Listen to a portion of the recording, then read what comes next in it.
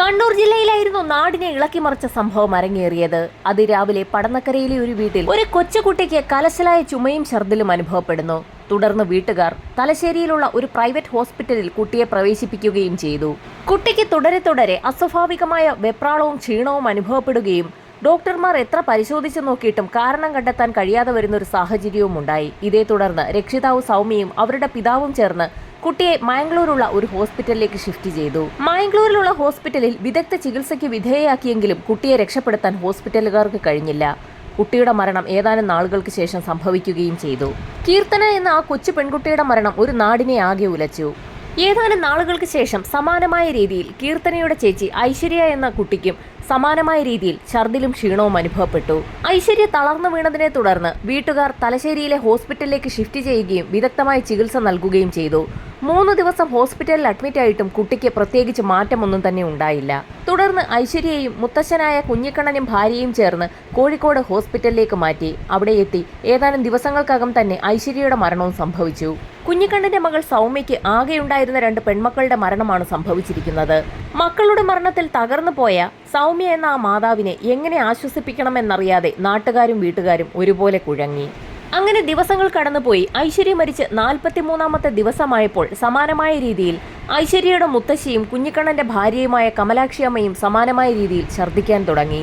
കമലാക്ഷിയമ്മയെ നാട്ടുകാർ കൂടി ചേർന്ന് അതിവേഗം ഹോസ്പിറ്റലിൽ എത്തിച്ചു. നേരത്തെ മരണപ്പെട്ട പെൺകുട്ടികൾക്കുണ്ടായിരുന്ന അതേ ലക്ഷണങ്ങൾ തന്നെയാണ് കമലാക്ഷിയമ്മയ്ക്കുമുള്ളത്. അക്കാര്യത്തിൽ നാട്ടുകാർക്കും ചില സംശയങ്ങൾ തോന്നി. എന്തുകൊണ്ടാകാം ഒരു വീട്ടിലെ 3 കുടുംബാംഗങ്ങൾക്ക് ഒരേ രോഗലക്ഷണങ്ങൾ ഉണ്ടായതെന്നാണ് നാട്ടുകാർക്ക് സംശയം തോന്നിയത്. ഹോസ്പിറ്റലിൽ ചികിത്സയിലായിരുന്ന കമലാക്ഷിയമ്മയുടെ മരണം സംഭവിച്ചു എന്നുള്ള വാർത്തയാണ് ഏതാനും മണിക്കൂറുകൾക്കകം ആ നാട്ടിൽ പരന്നത്. സംഭവമറിഞ്ഞ നാട്ടുകാർ ഒരുമിച്ച് കൂടുകയും അവരുടെ സംശയം സമീപത്തുള്ള പോലീസ് സ്റ്റേഷനിലെത്തി അറിയിക്കുകയും ചെയ്തു. ഒരേ വീട്ടിലെ 3 പേർ തുടർച്ചയായി സമാനമായ ലക്ഷണങ്ങളോടുകൂടി മരണപ്പെട്ടിരിക്കുകയാണ്. അതുകൊണ്ട് തന്നെ പോലീസ് സംഘം ആ കേസ് വളരെ വിശദമായി തന്നെ അന്വേഷിക്കാൻ തീരുമാനിച്ചു. 3 പേരുടെയും മരണം സംഭവിച്ചിരിക്കുന്നത് അസ്വാഭാവികമായ രീതിയിൽ ഛർദ്ദിക്കുകയും അമിതമായി വിയർക്കുകയും ചെയ്തതിന്റെയൊക്കെ ഫലമായിട്ടാണ്. ഛർദ്ദിക്കണമെങ്കിൽ വയറ്റിൽ എന്തെങ്കിലും അസ്വസ്ഥതയുണ്ടായി കാണണം. അതുകൊണ്ട് തന്നെ അവർ കഴിച്ച ഭക്ഷണവും വെള്ളവും അതുപോലെ തന്നെ ശ്വസിച്ച വായുവുമൊക്കെ സംശയത്തിന്റെ നിഴലിലായി. ആ പ്രദേശത്ത് പ്രത്യേകിച്ച് വായു മലിനീകരണം ഒന്നും തന്നെ സംഭവിച്ചിട്ടില്ല. അതുകൊണ്ട് തന്നെ അവർ കഴിച്ചിട്ടുള്ള ഭക്ഷണത്തിലും വെള്ളത്തിലും എന്തെങ്കിലും മായം കലർന്നിട്ടുണ്ടോ എന്നൊന്ന് അന്വേഷിക്കാൻ പോലീസ് സംഘം തീരുമാനിച്ചു. വെള്ളത്തിന്റെ കേസ് നാട്ടുകാർ റിപ്പോർട്ട് ചെയ്ത ഉടൻ തന്നെ ഹെൽത്ത് ഇൻസ്പെക്ടർമാർ സംഭവസ്ഥലത്തേക്ക് എത്തുകയും കിണറുകളിൽ നിന്നും സാമ്പിളുകൾ ശേഖരിക്കുകയും ചെയ്തു. സംഭവം നടന്ന മണ്ണത്തി ഭവനിലെ കിണറിൽ നിന്നുള്ള വെള്ളത്തിനു പുറമെ സമീപ പ്രദേശങ്ങളിലുള്ള വീടുകളിലെ കിണറുകളിൽ നിന്നും ഹെൽത്ത് ഇൻസ്പെക്ടർമാർ വെള്ളത്തിന്റെ സാമ്പിളുകൾ ശേഖരിച്ചു. വെള്ളത്തിന്റെ സാമ്പിളുകൾ ശേഖരിച്ച ശേഷം അത് കോഴിക്കോടുള്ള റീജിയണൽ ലാബിലേക്ക് ടെസ്റ്റ് ചെയ്യുന്നതിന് വേണ്ടി അയക്കുകയും ചെയ്തു. ഈ സമയത്തായിരുന്നു നിർണായകമായ ഒരു കാര്യം കുഞ്ഞിക്കണ്ണന്റെ മകളായ സൗമ്യ നാട്ടുകാരെയും അതുപോലെ തന്നെ ഹെൽത്ത് ഇൻസ്പെക്ടർമാരെയും അറിയിക്കുന്നത്. ഏതാനും നാളുകൾക്ക് മുൻപ് ആ കിണറ്റിലെ വെള്ളം പരിശോധനയ്ക്കായി നൽകിയിരുന്നു. അന്ന് ആ കിണറ്റിലെ വെള്ളത്തിൽ അമോണിയയുടെ സാന്നിധ്യവും കണ്ടെത്തിയിരുന്നു. സംഭവം നടന്ന വീട്ടിലെ കിണറ്റിൽ നേരത്തെ അമോണിയയുടെ സാന്നിധ്യം റിപ്പോർട്ട് ചെയ്തിട്ടുണ്ടായിരുന്നു എന്നറിഞ്ഞതോടുകൂടി നാട്ടുകാർ ആകെ പരിഭ്രാന്തരായി. ഒരു വീട്ടിലെ കിണറ്റിൽ അമോണിയയുടെ സാന്നിധ്യമുണ്ടെങ്കിൽ സ്വാഭാവികമായും മറ്റുള്ളവരുടെ കിണറുകളിലും അതിന്റെ സാന്നിധ്യമുണ്ടാകാൻ സാധ്യതയുണ്ട്. ആ വീട്ടിൽ ആദ്യത്തെ 2 മരണങ്ങൾ സംഭവിച്ചപ്പോഴും ഒരു അന്വേഷണവും നടന്നില്ല. 3ാമത്തെ മരണം സംഭവിച്ചപ്പോഴാണ് നാട്ടുകാർ ചേർന്ന് പോലീസിൽ പരാതി നൽകിയത്. അധികാരികൾ ഉണർന്ന് പ്രവർത്തിക്കാത്തതിന്റെ ഫലമായാണ് ഇത്തരത്തിലൊരു അനാസ്ഥ ഉണ്ടായതെന്ന് വരെ നാട്ടുകാർ ആരോപിച്ചു. ഈ സംഭവങ്ങളൊക്കെ നടക്കുന്ന സമയത്ത് ഹോസ്പിറ്റലിൽ കമലാക്ഷിയമ്മയുടെ മൃതദേഹം പോസ്റ്റ്മോർട്ടത്തിന് വേണ്ടി ഡോക്ടർമാർ തയ്യാറാക്കുകയായിരുന്നു. ആ ഡെഡ് ബോഡി പോസ്റ്റ്മോർട്ടം ടേബിളിലേക്ക് എടുക്കുന്ന ആ നിമിഷത്തിൽ തന്നെ കൂടെയുണ്ടായിരുന്ന പോലീസുകാരോട് ഡോക്ടർ ഒരു കാര്യം പറഞ്ഞു. ആ സ്ത്രീയുടെ ശരീരത്തിനുള്ളിൽ വിഷം കലർന്നിട്ടുണ്ടോ എന്ന് തനിക്ക് സംശയമുണ്ടെന്നായിരുന്നു ഡോക്ടർ പോലീസിനോട് പറഞ്ഞത്. എന്നാൽ ഇപ്പോൾ അക്കാര്യം പുറത്തു വിടണ്ട എന്നുകൂടി ഡോക്ടർ പോലീസിന് നിർദ്ദേശം നൽകി. വിശദമായ പോസ്റ്റ്മോർട്ടം റിപ്പോർട്ട് പുറത്തു വന്നെങ്കിൽ മാത്രമേ അത് സ്ഥിരീകരിക്കാനാകൂ. ഇതേസമയം കൂടുതൽ വീടുകളിലെ കിണറുകളിൽ അമോണിയയുടെ സാന്നിധ്യമുണ്ടെങ്കിൽ ഇനിയും മരണങ്ങൾ റിപ്പോർട്ട് ചെയ്യാൻ സാധ്യതയുണ്ടെന്ന് പറഞ്ഞുകൊണ്ട് നാട്ടുകാർ പ്രക്ഷോഭവും ആരംഭിച്ചിരുന്നു. SP ഉൾപ്പെടുന്ന സംഘം നാട്ടുകാരെ സമാധാനിപ്പിക്കുന്നതിനിടയിലായിരുന്നു കമലാക്ഷിയമ്മയുടെ പോസ്റ്റ്മോർട്ടം റിപ്പോർട്ട് പുറത്തു വന്നത്. എന്നാൽ അതിൽ ഡോക്ടർ പറഞ്ഞ രീതിയിൽ ശരീരത്തിനുള്ളിൽ നിന്നും പറയത്തക്ക അളവിൽ വിഷത്തിന്റെ അംശം കണ്ടെത്താൻ ഡോക്ടർമാരുടെ സംഘത്തിന് കഴിഞ്ഞിട്ടില്ല. എന്നാൽ അത് ഉറപ്പിക്കണമെങ്കിൽ കമലാക്ഷിയമ്മയുടെ ആന്തരികാവയവങ്ങളുടെ രാസപരിശോധന നടക്കണം. രാസപരിശോധനയ്ക്കായി ഉടൻ തന്നെ സാമ്പിളുകൾ കോഴിക്കോടുള്ള ലാബിലേക്ക് അയച്ചു. പോസ്റ്റ്മോർട്ടം നടപടികൾ ഹോസ്പിറ്റലിൽ പൂർത്തിയാക്കിയ ശേഷം കമലാക്ഷിയമ്മയുടെ മൃതദേഹം ബന്ധുക്കൾക്ക് വിട്ടു നൽകി. അടുത്തടുത്തായി ആ വീട്ടിലുണ്ടായ 3 മരണങ്ങൾ ബന്ധുക്കളെയും നാട്ടുകാരെയുമൊക്കെ ഒരുപോലെ ഉലച്ചു. ഇനി ആ വീട്ടിൽ ബാക്കിയുള്ളത് സൗമ്യയും അവരുടെ പിതാവ് കുഞ്ഞിക്കണ്ണനുമാണ്. സൗമ്യ വിവാഹിതയാണ്. കിഷോർ എന്ന അവളുടെ ഭർത്താവുമായി കുറേയധികം നാളുകളായി അവർ അകൽച്ചയിലുമാണ് കഴിയുന്നത്. 2 പെൺമക്കളുടെയും മരണവാർത്ത അറിഞ്ഞ് കിഷോർ ആ വീട്ടിലേക്ക് എത്തിയിരുന്നു. എന്നാൽ സൗമ്യയുടെ അമ്മയുടെ മരണത്തിലൊന്നും പങ്കെടുക്കാൻ കിഷോർ എത്തിയതുമില്ല. ബന്ധുക്കളും നാട്ടുകാരും ഒക്കെ അക്കാര്യത്തെക്കുറിച്ച് പരസ്പരം സംശയം പറഞ്ഞു. അങ്ങനെ ഏതാനും ദിവസങ്ങൾ കടന്നുപോയപ്പോൾ കോഴിക്കോടുള്ള റീജിയണൽ ലാബിൽ നിന്നും വെള്ളത്തിന്റെ സാമ്പിളിന്റെ റിപ്പോർട്ട് പുറത്തു വന്നു. സൗമ്യയുടെ ഉൾപ്പെടെയുള്ള ഒരു കിണറിലും അമോണിയയുടെ സാന്നിധ്യം റിപ്പോർട്ട് ചെയ്തിട്ടില്ല. അങ്ങനെയെങ്കിൽ മറ്റെന്തോ കാരണം കൊണ്ടാണ് ആ 3 പേരുടെയും മരണം സംഭവിച്ചിരിക്കുന്നത്. 3 പേരുടെയും വായിൽ നിന്ന് മരണസമയത്ത് നുരയും പതയും വന്നിട്ടുണ്ട്. 3 പേരും നല്ല രീതിയിൽ ഛർദ്ദിച്ചിട്ടുമുണ്ട്. എന്തെങ്കിലും വിഷപദാർത്ഥം ഉള്ളിൽ ചെല്ലാതെ അത്തരത്തിലൊരു കാര്യം സംഭവിക്കുമോ എന്നുള്ളതായിരുന്നു പോലീസിന്റെ സംശയം. പോലീസ് അന്വേഷണം ആകെ വഴിമുട്ടി. കമലമ്മയുടെ ആന്തരികാവയവങ്ങളുടെ രാസപരിശോധനാ ഫലം പുറത്തുവരാതെ പോലീസ് അന്വേഷണം ഇനി മുൻപോട്ട് പോവുകയില്ല. കേസന്വേഷണം ആകെ കുഴങ്ങി നിൽക്കുന്ന സമയത്തായിരുന്നു മണ്ണത്താൻ ഭവനിലെ ആ വീട്ടിൽ നിന്നും മറ്റൊരു വാർത്ത കൂടി പുറത്തു വരുന്നത്. ആ വീട്ടിലെ കാരണവരായ കുഞ്ഞിക്കണ്ണനും സമാനമായ ലക്ഷണങ്ങളോടുകൂടി ആശുപത്രിയിൽ അഡ്മിറ്റ് ആയിരിക്കുകയാണ്. കുഞ്ഞിക്കണ്ണനെ ഹോസ്പിറ്റലിൽ അഡ്മിറ്റ് ചെയ്തത് നാട്ടുകാർ ചേർന്നാണ്. ആ സമയത്ത് കുഞ്ഞിക്കണ്ണന്റെ വായിൽ നിന്നും നുരയും പതയും വരുന്നത് നാട്ടുകാർ ശ്രദ്ധിച്ചിട്ടുമുണ്ട്. ഇത്തവണ പോലീസ് സംഘം കൂടുതൽ ജാഗരൂകരായി. സംഭവമറിഞ്ഞ് ഡിവൈഎസ്പി ഉൾപ്പെടെയുള്ള സംഘം ഹോസ്പിറ്റലിലേക്ക് എത്തുകയും ആ ടീമിന്റെ ഭാഗമായുള്ള ആളുകൾ ഹോസ്പിറ്റലിലുള്ള ഡോക്ടർമാരോട് കുഞ്ഞിക്കണ്ണനെക്കുറിച്ചുള്ള വിവരങ്ങൾ തിരക്കിയറിയുകയും ചെയ്തു. ഒരു വീട്ടിൽ ഉൾപ്പെട്ട എല്ലാ ആളുകൾക്കും ഒരേ ലക്ഷണങ്ങൾ എന്തുകൊണ്ടാണ് സംഭവിക്കുന്നതെന്നായിരുന്നു പോലീസിന്റെ സംശയം. അതിനുള്ള മറുപടി ഒരു ഡോക്ടർ പറഞ്ഞത് ഇങ്ങനെയായിരുന്നു: ഈ രീതിയിൽ രോഗലക്ഷണങ്ങൾ ഇതിനു മുൻപ് താൻ കണ്ടിട്ടുള്ളത് എലിവിഷം കഴിച്ച ആളുകളിലാണെന്നായിരുന്നു ആ ഡോക്ടർ പോലീസുകാരോട് പറഞ്ഞത്. പ്രിയപ്പെട്ടവരുടെ മരണത്തിൽ മനംനൊന്ത കുഞ്ഞിക്കണ്ണൻ എലിവിഷം കഴിച്ച് ആത്മഹത്യയ്ക്ക് ശ്രമിച്ചതാകാമെന്ന് പോലീസ് വിലയിരുത്തിയെങ്കിൽ പോലും അത്തരത്തിൽ എലിവിഷം കഴിച്ചതിന്റെ യാതൊരു ലക്ഷണങ്ങളും കുഞ്ഞിക്കണ്ണന്റെ വായിൽ നിന്നോ ശരീരത്തിൽ നിന്നോ കണ്ടെത്താൻ ഡോക്ടർമാർക്ക് കഴിഞ്ഞതുമില്ല. ഹോസ്പിറ്റലിൽ അഡ്മിറ്റ് ചെയ്യപ്പെട്ട കുഞ്ഞിക്കണ്ണന്റെ നില വളരെ ഗുരുതരമായി തന്നെ തുടർന്നു. ഡോക്ടർമാർ പരമാവധി ശ്രമിച്ചെങ്കിൽ പോലും ഏതാനും ദിവസങ്ങൾക്കകം തന്നെ കുഞ്ഞിക്കണ്ണന്റെ മരണവും സ്ഥിരീകരിച്ചു. ഒരു വീട്ടിലെ 4 പേർ ദുരൂഹ സാഹചര്യത്തിൽ മരിച്ച വാർത്ത നാടെങ്ങും പരന്നു. അങ്ങനെയെങ്കിൽ വൈകാതെ തന്നെ ആ വീട്ടിൽ ഇനി ശേഷിക്കുന്ന സൗമ്യയുടെ മരണവും ഉടൻ സംഭവിക്കുമെന്ന് നാട്ടുകാർക്ക് ഭയമായി. കുഞ്ഞിക്കണ്ണന്റെ മൃതദേഹവും പോസ്റ്റ്മോർട്ടത്തിന് വിധേയമാക്കാൻ തന്നെ ഡോക്ടർമാർ തീരുമാനിച്ചു. പോസ്റ്റ്മോർട്ടം ആരംഭിക്കുന്നതിന് മുൻപ് തന്നെ ഡോക്ടർമാരടങ്ങുന്ന വിദഗ്ധ സംഘം പോലീസിനോട് ഒരു കാര്യം പറഞ്ഞു: കുഞ്ഞിക്കണ്ണന്റെ ശരീരത്തിനുള്ളിലും വിഷം കലർന്നിട്ടുണ്ട്.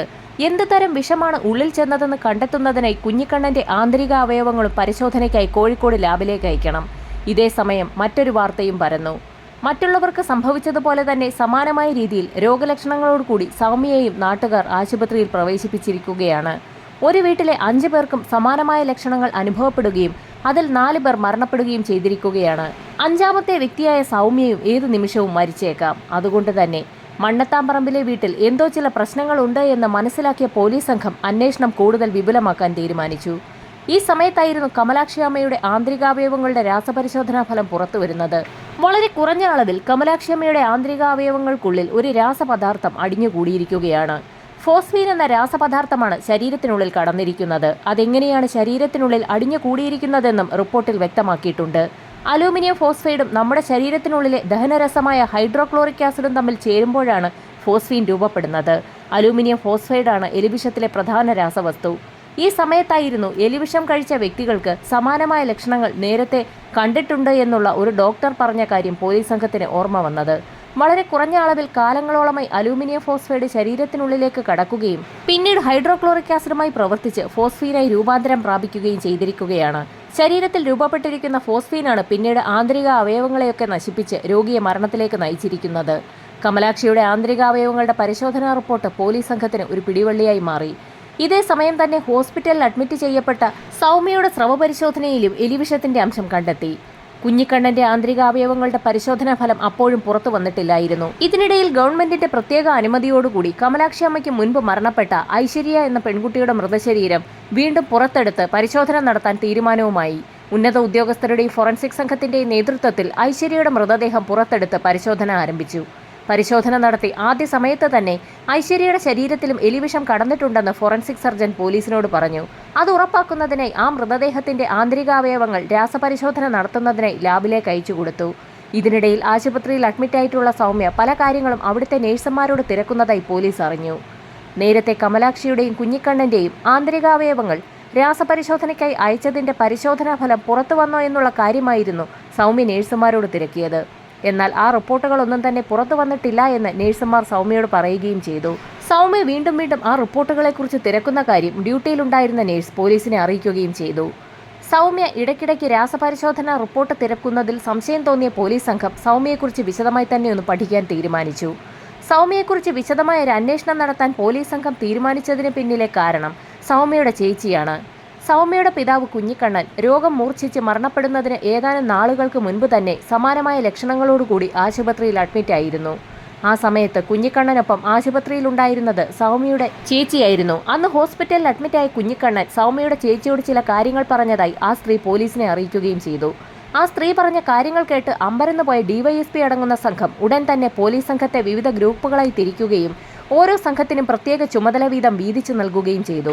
അന്വേഷണത്തിന്റെ ഭാഗമായി പോലീസ് സംഘം ആദ്യം എത്തിയത് സൗമ്യ ജോലി ചെയ്തിരുന്ന കശുവണ്ടി ഫാക്ടറിയിലാണ്. കശുവണ്ടി ഫാക്ടറിയിൽ ജോലി ചെയ്തിരുന്ന സമയത്തായിരുന്നു കിഷോർ എന്ന വ്യക്തിയുമായി സൗമ്യ അടുപ്പത്തിലാകുന്നതും പിന്നീട് ആ ബന്ധം വിവാഹത്തിൽ കലാശിക്കുകയും ചെയ്തത്. 2 പെൺമക്കൾ പിറന്നതിന് ശേഷം അഭിപ്രായ വ്യത്യാസങ്ങളെ തുടർന്ന് പിന്നീട് കിഷോറുമായുള്ള ബന്ധം സൗമ്യ വേർപെടുത്തുകയായിരുന്നു. സൗമ്യയുടെ വരുമാന സ്രോതസ്സുകളെക്കുറിച്ച് വിശദമായി മറ്റൊരു സംഘം പോലീസുകാർ അന്വേഷണം ആരംഭിച്ചു. ആശുപത്രിയിൽ അഡ്മിറ്റായിരുന്ന സമയത്ത് കുഞ്ഞിക്കണ്ണൻ സൗമ്യയുടെ ചേച്ചിയോട് പറഞ്ഞ കാര്യങ്ങൾ സത്യമാണോ എന്ന് അന്വേഷിക്കുന്നതിന്റെ ഭാഗമായി സൗമ്യയുടെ കോൾ ഡാറ്റ റെക്കോർഡുകൾ വിശദമായ ഒരു അന്വേഷണത്തിന് വിധേയമാക്കാൻ സൈബർ സെല്ലിന് നിർദ്ദേശം നൽകി. കോൾ ഡാറ്റ റെക്കോർഡുകൾ കേന്ദ്രീകരിച്ച് നടത്തിയ അന്വേഷണത്തിൽ നിരവധി കോളുകൾ സൗമ്യ വിളിച്ചിട്ടുണ്ടെന്നും വിളിച്ചിരിക്കുന്നത് അത്രയും പുരുഷന്മാരെയാണെന്നും കണ്ടെത്തി. 18 മുതൽ 50 വയസ്സുവരെ പ്രായമുള്ള പുരുഷന്മാരുമായി ഫോണിലൂടെ സൗമ്യയ്ക്ക് അടുപ്പമുണ്ടെന്നും പോലീസിന് വ്യക്തമായി.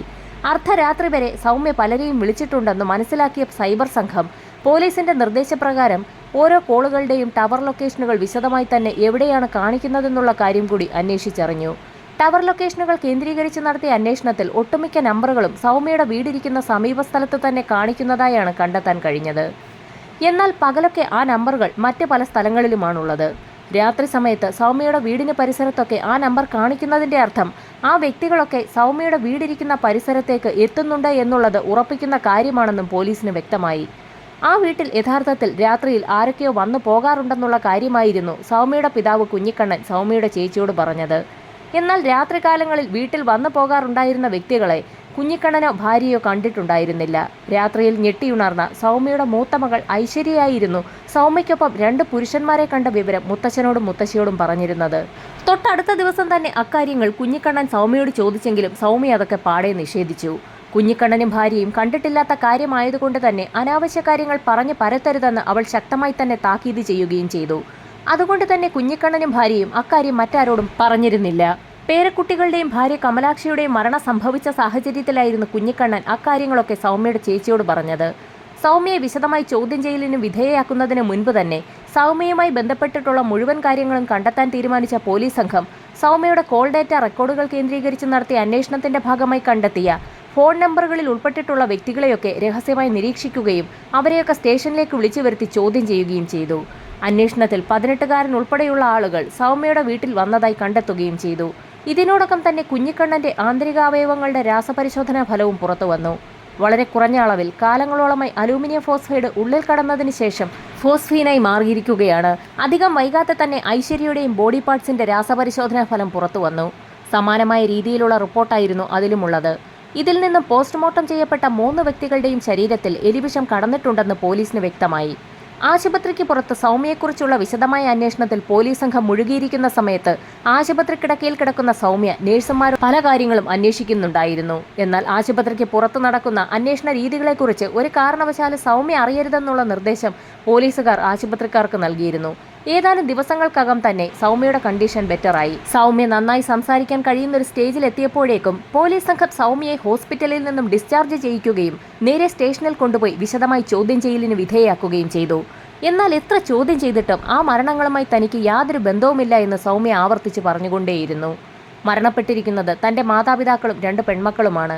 അതുകൊണ്ട് തന്നെ അവരുടെ മരണത്തിൽ പോലീസ് സംഘം ഒരു കാരണമുണ്ടാക്കി ആ കുറ്റം മുഴുവൻ തന്റെ തലയിൽ അടിച്ചേൽപ്പിക്കുകയാണ് എന്ന രീതിയിൽ വരെ സൗമ്യ പോലീസുകാരോട് കയർത്ത് സംസാരിച്ചു.